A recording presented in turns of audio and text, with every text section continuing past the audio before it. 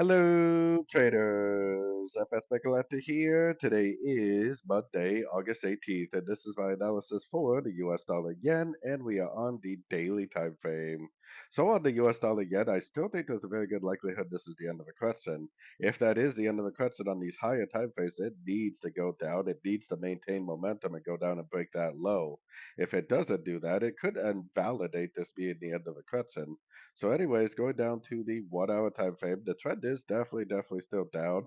I definitely still have a short bias. I got my Fibonacci retracement on this move right here, which, to be honest with you, it kind of looks like it could make another leg up before it goes down. So definitely be careful of that. But I am definitely looking for Fibonacci bounces and golfing moves to the downside because when the trend is down on the higher time frames and you go down to these shorter time frames and trade with the trend, more often than not, you are going to be trading in the right direction. So betting on a move to the upside is kind of a gamble.